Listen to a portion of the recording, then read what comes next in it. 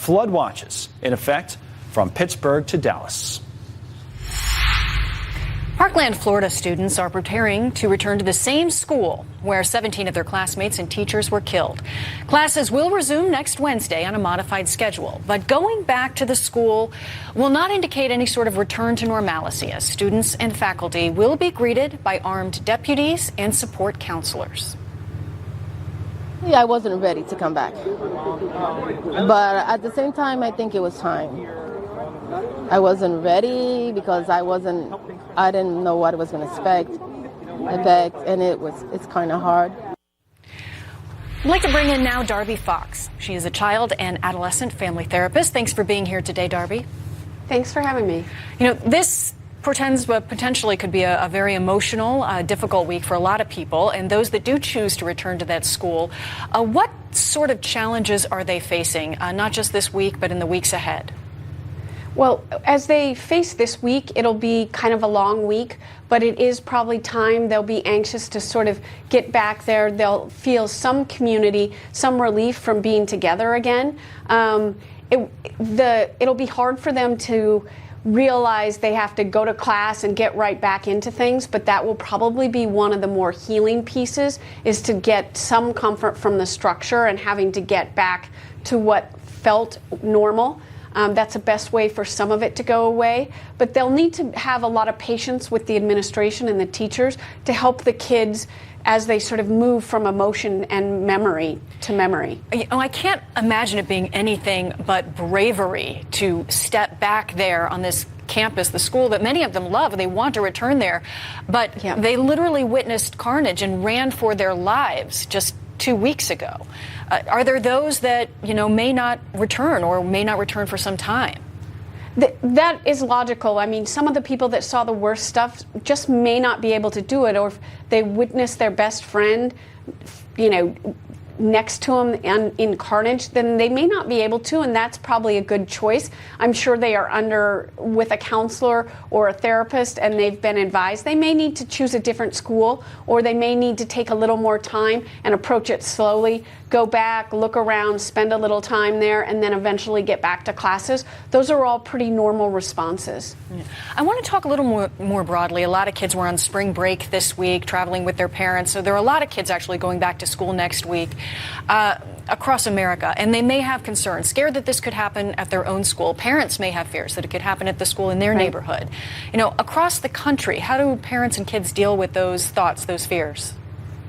If kids are asking about it, parents definitely need to take a few minutes to reassure them that although it's awful and very scary, it is very rare. It's not something that happens very often, that by and large the schools are very safe.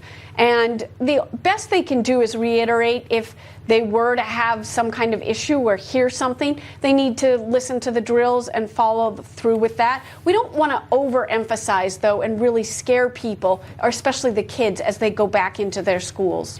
You know, many schools already have this in practice, where they hold active shooter drills, essentially. The president weighed in on this very topic. Take a listen.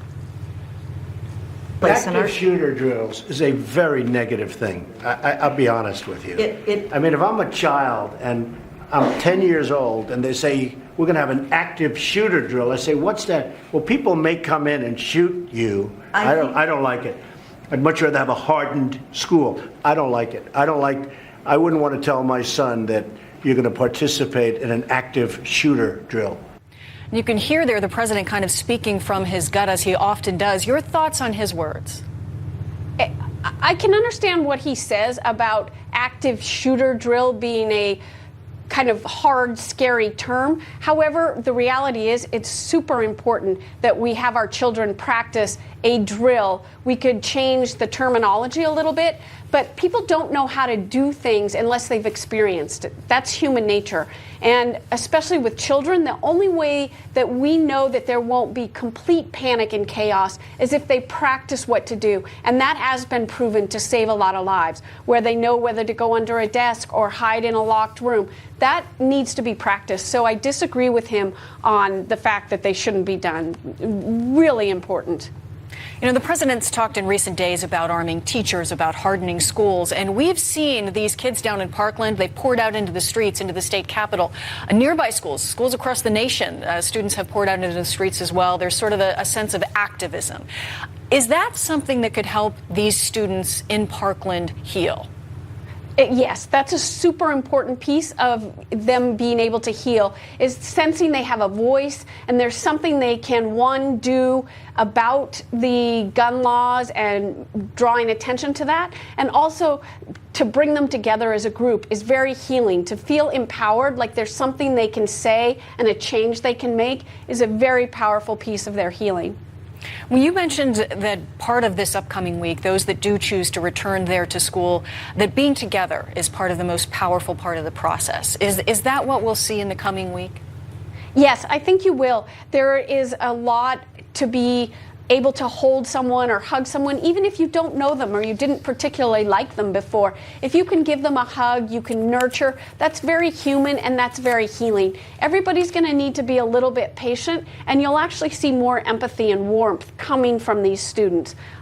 It will be a big part of the healing process. All right, Darby Fox, thank you so much for your insights. We'll be watching throughout the weeks ahead, and we're hoping that the healing process goes well. Thank you. Thank you. Next up, we go to these California parents accused